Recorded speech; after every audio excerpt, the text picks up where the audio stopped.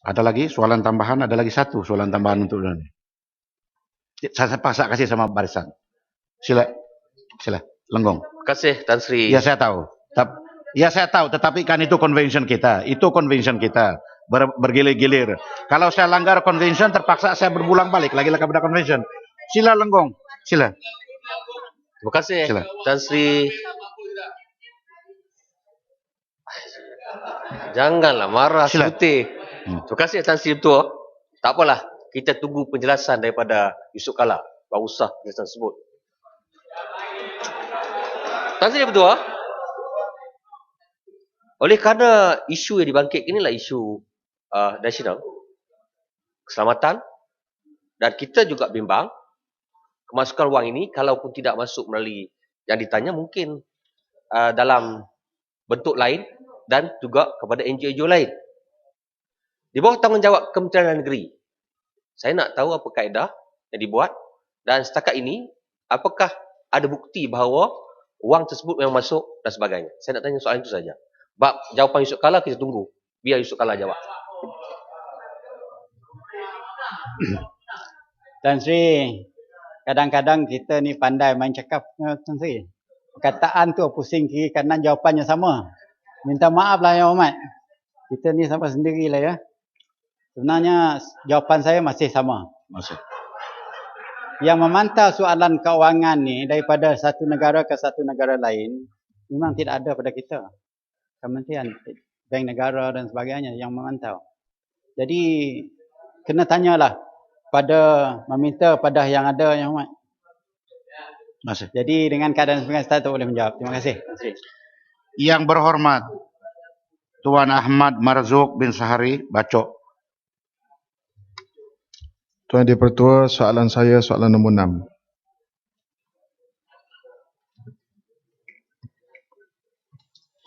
Terima kasih Tan Sri Yang Dipertua dan terima kasih Yang Berhormat Bacok atas pertanyaan ini.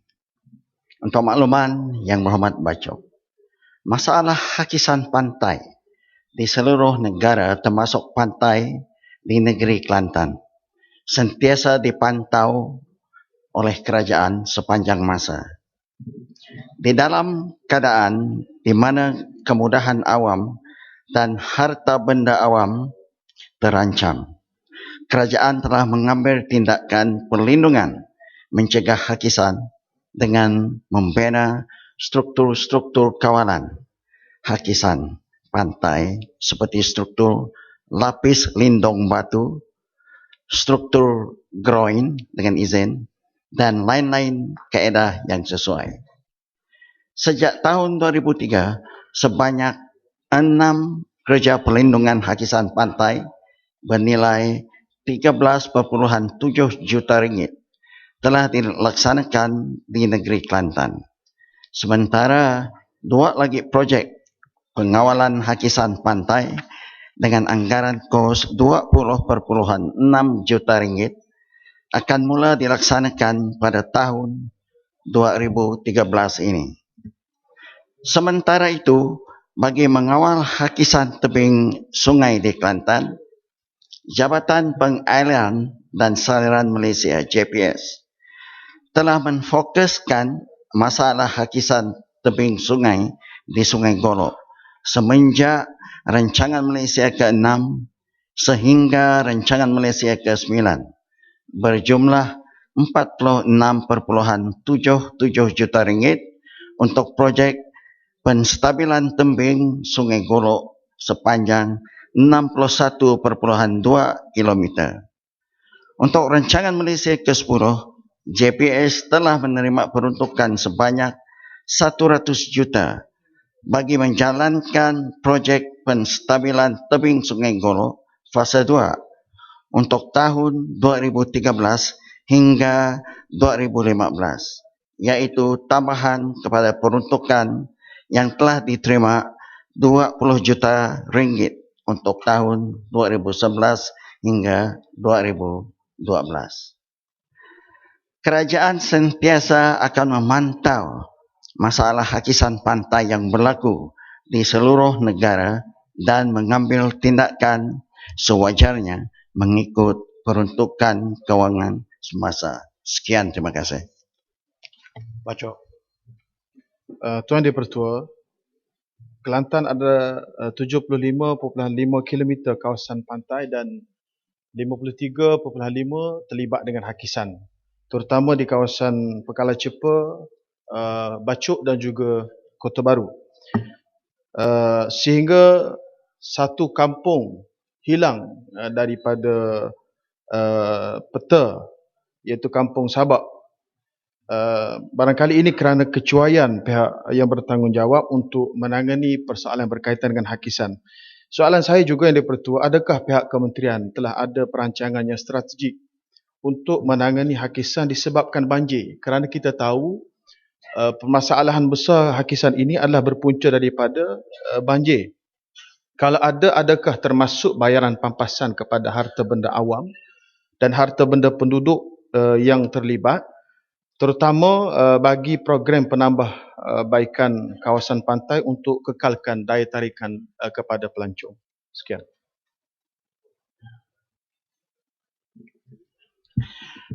Terima kasih Yang Berhormat atas soalan tambahan.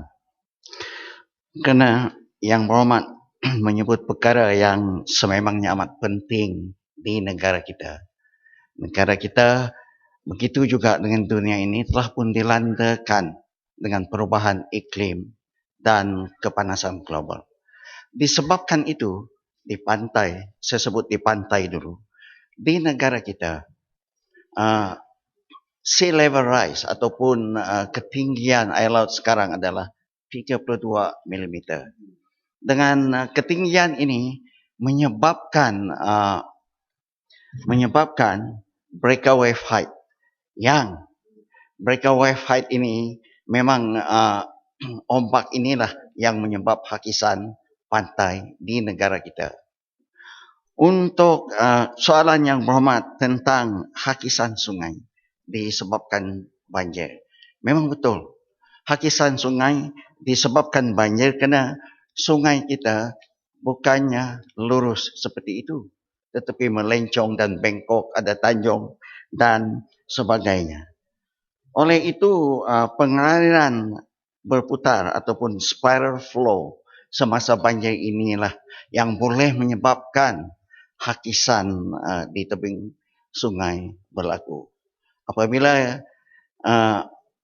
kerajaan membina groin ataupun gabion dan sebagainya, maka ada lagi banjir yang datang nanti, ianya beralih pula ke tanjung yang lain ataupun ke tempat-tempat yang lain semasa banjir. Kekerapan banjir disebabkan kekerapan hujan kerana dunia sudah pun melanda perubahan iklim. Untuk pampasan jika harta hilang ataupun rosak dan sebagainya, ini ditanggungjawab MKN, Majlis Keselamatan Negara di bawah Jabatan Perdana Menteri. Sekian. Tuan Speaker. Terima kasih Tuan Speaker. Terima kasih Menteri. Saya cuma nak bertanyakan berkenaan dengan rancangan untuk mengawal hakisan tebing sungai. Berapakah peruntukan yang telah diberikan khususnya kepada JPS untuk kawasan seberang Perai Utara? Kerana saya ada satu masalah di kawasan saya, iaitu di kawasan Lubuk Meriam, di mana ada satu sungai itu kawasannya, tebing sungainya telah pun terhakis dengan begitu teruk dan boleh menyebabkan keruntuhan rumah, mungkin 3-4 buah rumah dalam sedikit masa lagi.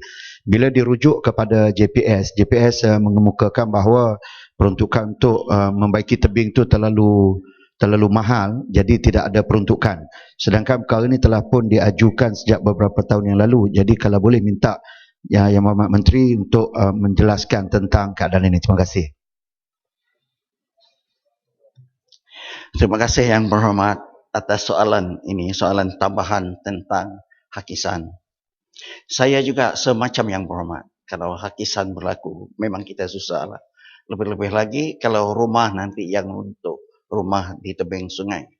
Oleh itu, JPS sememangnya sentiasa memohon peruntukan jika diperlu kalaulah ada insiden seperti ini. Oleh itu, JPS negeri sentiasa memantau dan JPS negeri lah yang bertanggungjawab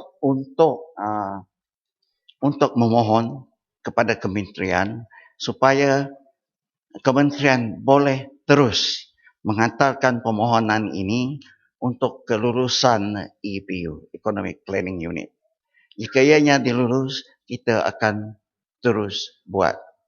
Kerana apa yang penting adalah untuk menjaga hakisan ini agar ianya tidak menyebabkan kerosakan harta benda awam, termasuk harta benda persendirian semacam itu. Terima kasih. Terus. Terima kasih Yang di-Pertua. Isu hakisan pantai ini juga melibatkan di kawasan saya di Parlimen Kuala Nerus. Saya lihat ada dua cara penyelesaian dibuat oleh kerajaan. Satu menggunakan tambakan yang disebut oleh Yang Berhormat Menteri tadi. Tapi satu lagi cara yang kurang kita ambil sedangkan digunakan pakai oleh banyak negara luar yang hebat, iaitu menggunakan pasir pantai sebagai tambakan. Kalau kita gunakan tambakan batu, ia menyebabkan pantai yang cantik seperti tempat saya di Tok Jembal itu hilang keaslian pantainya. Kita kena ada aspek pelancongan. Tetapi menggunakan pantai seperti yang berlaku kita lihat di Australia sebagai contoh, Miami Beach menggunakan pasir yang cantik daripada Brisbane, dan juga satu lagi beach di Adelaide menggunakan tanah daripada gurun Australia, hingga memberi ruang pekerjaan industri mengangkut pasir di Australia menjadi industri yang paling antara yang terkaya di dunia. Jadi persoalan saya ialah sejauh mana kerajaan cuba melihat penyelesaian yang lebih baik daripada apa yang kita gunakan, dan masa yang sama kita lihat kos atau tender yang dikeluarkan untuk projek hakisan pantai ini untuk tambakan, sebagai contoh di Terengganu dikeluarkan hanya pada 15 hari bulan 4 2013, sedangkan isu ini telah berlaku sejak tahun 2009 lagi. Arti berlaku kelewatan pada pihak kerajaan menangani isu ini di samping menggunakan kos yang sangat mahal yang menurut kajiannya tak memberikan kesan yang besar kepada cara menangani isu hakisan pantai tadi. Terima kasih.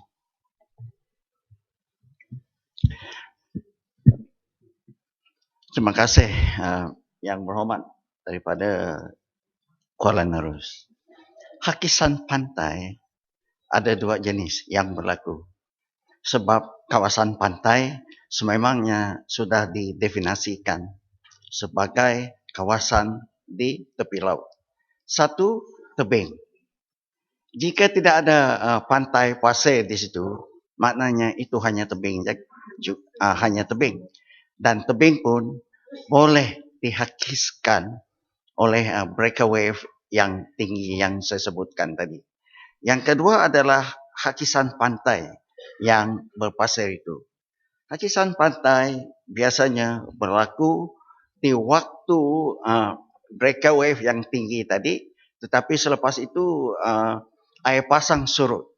Air pasang surut, maka air pasang ini sebab ianya kuat tadi breakaway yang tinggi membawa pasir lari ke laut. Oleh itu, jika dibuat pasir ataupun pantai dengan lebih baik lagi, kita menggunakan pasir yang kita namakan rehabilitation. Rehabilitation, pantai-pantai yang perlu rehabilitation. Lepas itu kita cari pasir di pada tempat lain dan masukkan di situ. Sekiranya tapak itu sememangnya satu destinasi pelancongan, itu semestinya dipercepatkan.